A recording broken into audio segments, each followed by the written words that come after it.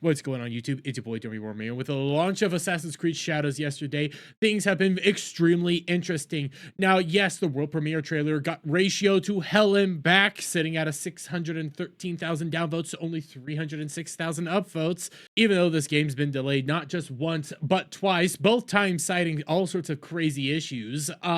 People have been honestly interested in what they're about to see here. And even though this game has faced massive amounts of controversy from both the Japanese audience and American audience, with varying things being said about this, whether it's the current Shrine debacle, or maybe it's the inclusion of Yasuke, the wrong foliage, the wrong architecture, all sorts of craziness has been going on with this particular game. Even with all this controversy, the game managed to eke out 1 million players opening day. Now, this is not just a normal number to scoff at. 1 million players, that's a pretty decent number, but there's something that you really need to be pointing out here, guys. They said players.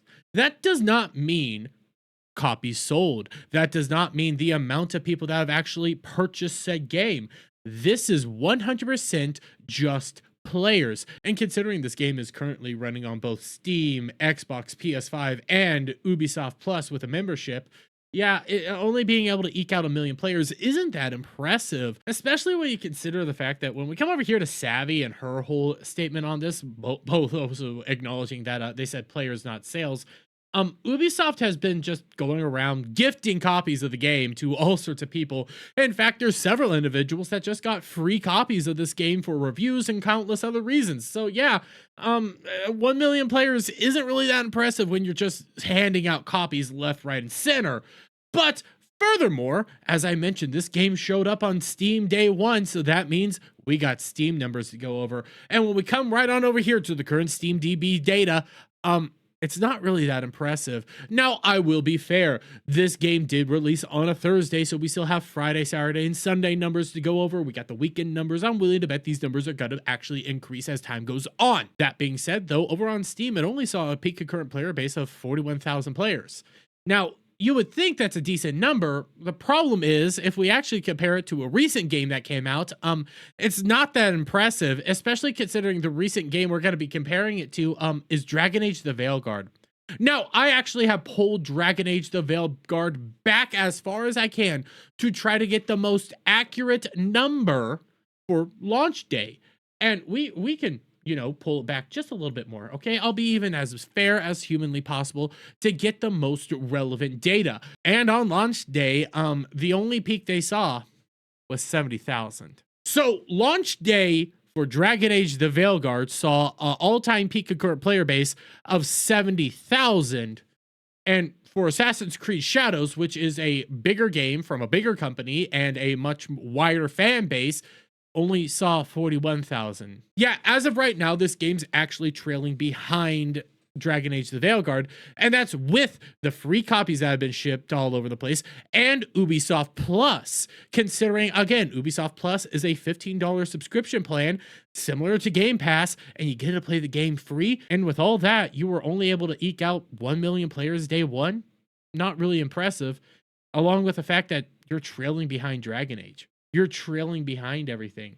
It goes to show you that audiences are starting to wise up to what's going on here. Audiences are starting to wise up to Ubisoft and their slop that they keep just shoveling out there to people to enjoy. And it doesn't matter how many times you got Mighty Queef coming out here to say the game's good and fantastic and everybody's just overblowing the dramas and issues and it's gonna 100% save Ubisoft. The facts remain. The game is doing worse than Dragon Age the Veilguard right now. And the funnier part is, guys, when we actually come over here to the Ubisoft stock, you can see the moment this game launched, Ubisoft stock took a massive dip. And ever since then, it actually hasn't been able to rebound back to where it was prior to the game's launch. And again, we can even just take a good look at the stock. Yeah, the stock ended up rebounding a little bit throughout the day, but when we go over to a 5-year-old time, guys, the stock's down dramatically. And if we go over to max, the stock's still not rising. Stock's nowhere near its all-time peak of $24, and it's still sitting at about $2.83 as of right now.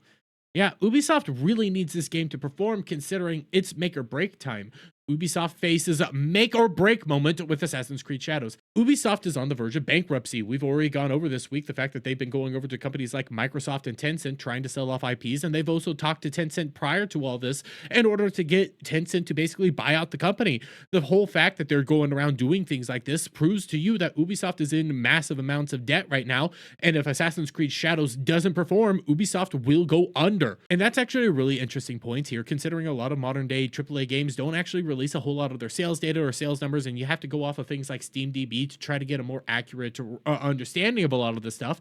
This is a situation in which we will actually be able to see whether or not Assassin's Creed Shadows was super successful or not. Again, Ubisoft's on the brink of bankruptcy. Assassin's Creed Shadows is their last ditch effort. If Ubisoft starts selling off IPs, starts selling off the company to Tencent, does any of these moves, or even just goes under, that tells you the game flopped. So we actually do have a barometer to figure out how well this game is actually going to do and whether or not this game was an all-around success, depending on how Ubisoft goes with this. And I want to remind you guys, we already know that Assassin's Creed's own executive producer has revealed that the game needs to sell about 10 million copies just to break even. That's before delay number 2, and that's without their massive marketing budget. Because we have to realize right now, Ubisoft has been pushing this game like crazy. There's countless amounts of people getting review copies, countless streams going on. Ubisoft has been doing a full court press when it comes to actual marketing of this game, and that includes giving away review copies and sponsorship information to Hassan Piker, which honestly has to be extremely expensive considering he's one of the largest Twitch streamers out there. And on top of that, you didn't just give him a review copy, you gave him an affiliate link. He is sponsored by you. He has some sort of deal going on here with Ubisoft right now. That means Ubisoft had to shill out a bunch of money just to be able to do all this. This is going into their marketing budget. This is going into their all-around budget. This is actually going to start hurting them in the long run right now. But you're seeing just how desperate Ubisoft is with this. I mean, for crying out loud, you went to the commie terrorist chief over here to try to pimp your game. Yeah, that's a really smart move. But hey, on top, but with all this even going on, we have to remember, guys, there's been a massive controversy surrounding a lot of the things that are going on over in Japan and how Japan has been reacting to all this. And because of the recent shrine debacle that everybody told us was a no, and because of the recent shrine debacle that everybody on Twitter 100% said was not a big deal, wasn't a huge problem, there was some shakeups with this as well, considering earlier today, a day 1 patch for Assassin's Creed Shadows prevents defacing shrines amidst concerns from Japanese politicians about real-life copycats.